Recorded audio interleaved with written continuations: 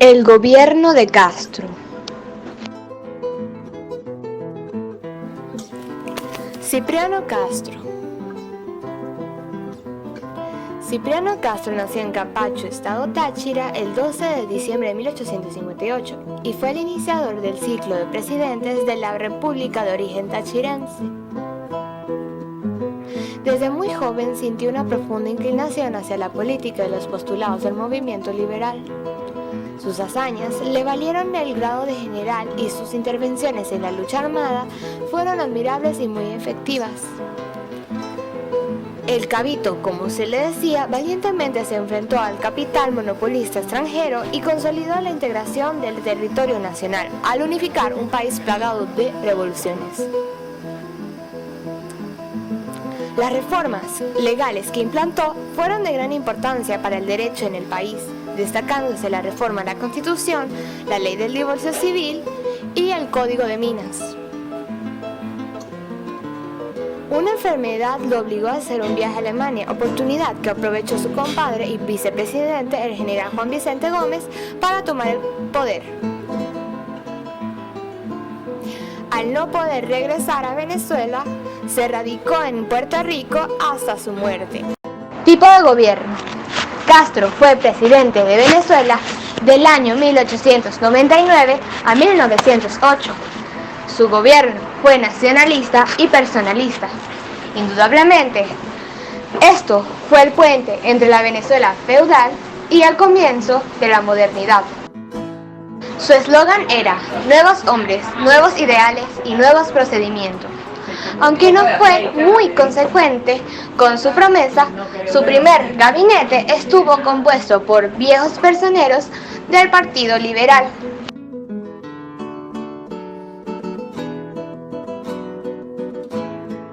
Características generales del gobierno de Castro.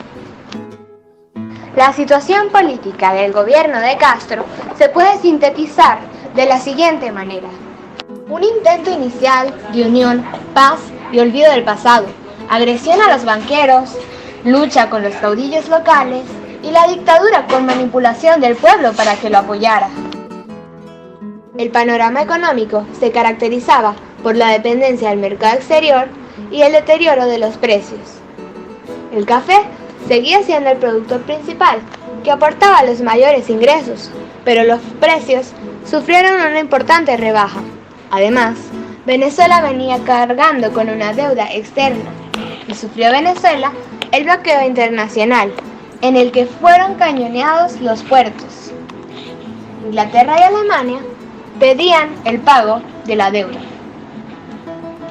Castro liberó a los presos políticos y encarceló a los agresores extranjeros.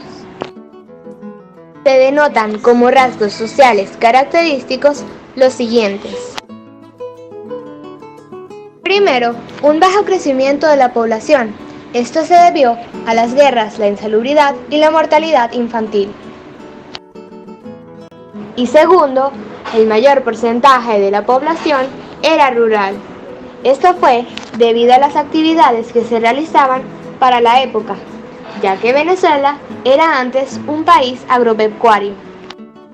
Logros y desaciertos. Entre los logros están la reforma a la Constitución, la ley del divorcio civil y el Código de Minas. Desaciertos. Impuso una dictadura intransigente. Esto consistía en una maniobra para lograr el apoyo popular. El no pagar las deudas hizo que hubiera una disminución de los precios. Además, encarceló a los banqueros que no querían prestarle dinero. Moda. La moda fue influenciada por la francesa, que era la representación de la elegancia. La diversión habitual era el teatro, porque era allí donde se daban verdaderos desfiles de vestidos de la alta sociedad. El estilo patiquín de las clases altas todavía persistía en aquel entonces. Se cuidaba el bigote, se usaba chaleco, corbata y reloj de bolsillo. Las otras clases sociales usaban el liquiliqui. La ropa se heredaba Incluso se señalaba en los testamentos, puesto que las telas eran caras. Música y literatura. La música resaltante en esta época era principalmente la clásica. En esta se destacaban los pianistas, y luego de la clásica venía la música romántica. La gente asistía comúnmente a las presentaciones de ópera. También en las calles se escuchaban músicas llaneras o joropo. En la literatura tuvo vigencia un importante movimiento cultural representado por eminentes figuras de escritores, historiadores y poetas.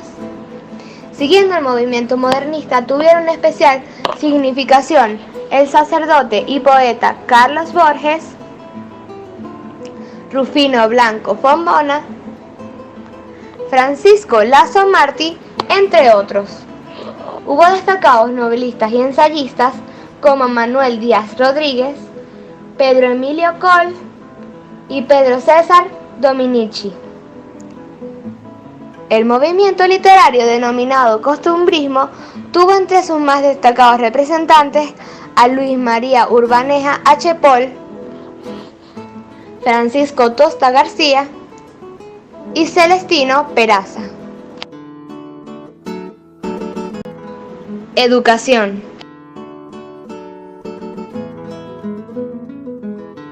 El gobierno de Castro enfrentó una situación no favorable en la materia educativa. Las condiciones no estaban dadas para un verdadero impulso de ese sector, porque los problemas se pretendían arreglar más a la fuerza que con las ideas, y menos, mucho menos, por el pensamiento crítico. Se puede evidenciar la poca atención que se le dio a la educación. Era una brecha muy distante comparada con otros países que sí invertían tiempo y recursos económicos para mejorarla. Los docentes eran escasos, ya que la mitad de su sueldo fue recortado. Además, el número de días hábiles fue bajado a 83 y se redujeron la cantidad de escuelas en el país. También se declaró la educación como obligatoria, espontánea o voluntaria. Un elemento interesante fue la clasificación de la educación, tanto pública como privada. Eso fue por la permanencia de dos clases sociales. La clase alta eran los terratenientes y la clase baja eran los campesinos.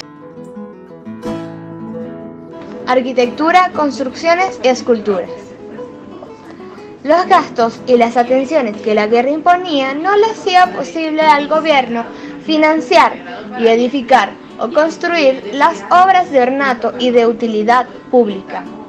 No es hasta 1904 que se empieza a materializar la acción constructiva de la gobernación.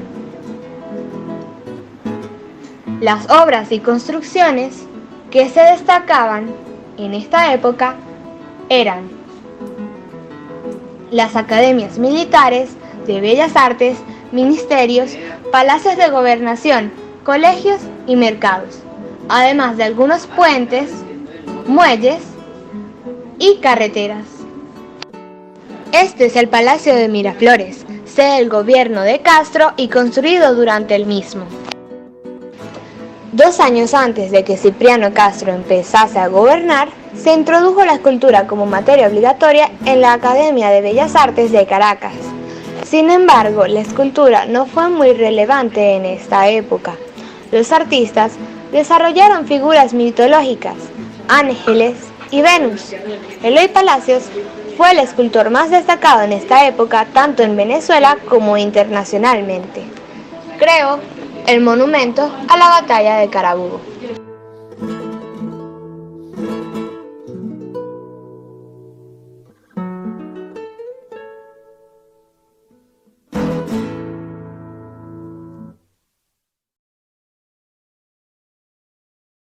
¿Qué opina usted sobre el tipo de gobierno de Cipriano Castro? Muy personal. Era ese tipo de gobiernos que no le gustan los caudillos y por eso afectaba a los jefes y a las bases y a todo lo relacionado a eso. Además, prometió muchas cosas, muchas promesas sin su debido cumplimiento. Realmente no me gusta ese gobierno.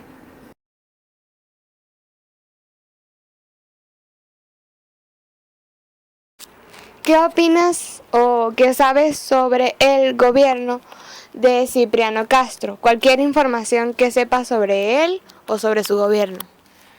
Bueno, sé que se le conoce por imponer una dictadura intransigente.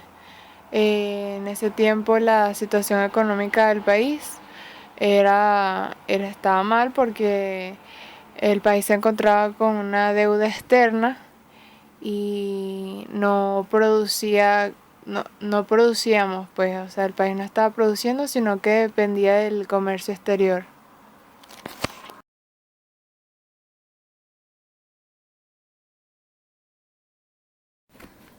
¿Le parece a usted que hay alguna similitud entre el gobierno de Cipriano Castro y nuestro actual gobierno?